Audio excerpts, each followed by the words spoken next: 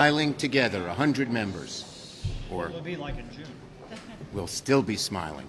Okay. I want to thank everyone for being here, and a special thanks to Senators Murray, Wyden, and Whitehouse for joining us. They're three chairs of three incredibly important committees to deliver for the American people.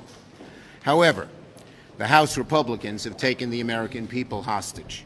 As you know, yesterday, Secretary Yellen warned that the U.S. government will likely default on its debt obligations as soon as June 1st.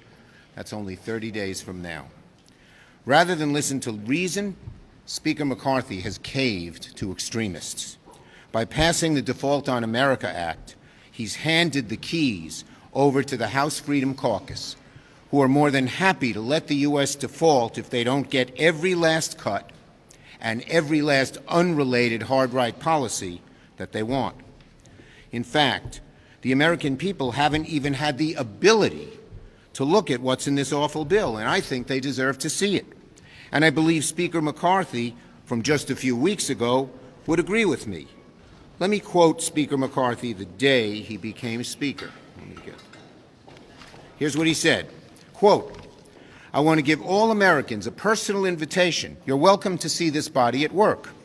No longer will the doors be closed, but the debates will be open for you to witness what happens in people's houses. From the committee rooms to this floor, we commit to pursue the truth passionately and embrace debate. No more one-sided inquiries. Competing ideas will be put to the test in public so that the best ideas win." Well, Mr. Speaker, I agree. You didn't do it, but that's what I am setting out to do here in the Senate. This bill was written and amended in the dead of night, behind closed doors, with a pen in the MAGA Republican hands. So starting this week, we will be doing what the House didn't do, showing the American people what this bill is made of.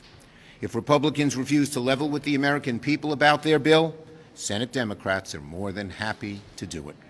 We'll show the American people how Republicans' Default on America Act will decimate federal law enforcement in this country, erasing nearly 30,000 law enforcement jobs and leaving border security hanging out to dry.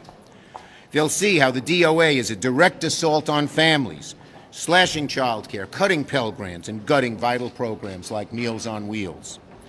Americans will also see how this is a handout for big corporations and the ultra-rich with their tax giveaways, while leaving the rest of American families out in the dust. So this week will be the very first legislative hearing in either House that actually looks at what the Default on America Act does. If Republicans want to sell their awful agenda to the American people, they're welcome to do so in debates about the budget. As Democrats expose the Default on America bill for what it is, our position remains the same. Both parties should pass a clean bill to avoid default together before we hit the critical upcoming June 1st deadline. As one House Freedom Caucus member said plainly, Speaker McCarthy cannot get to 218 votes with changes to this deal. Let me quote that again.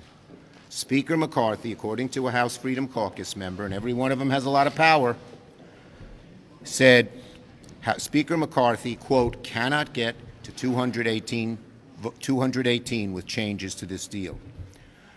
There are likely two options left for McCarthy.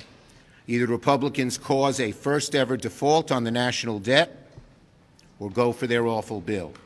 There's a better alternative. We pass a bipartisan clean bill to protect the full faith and credit of the U.S. As Americans will see through these hearings, the DOA would tear at the fabric of American society, imposing dramatic cuts to public security, the cruel abandonment of veterans, terrible job loss, blocking access to health care, and brutal attacks on working families. Senate Democrats won't let that happen. Not now, not ever. Senator Murray.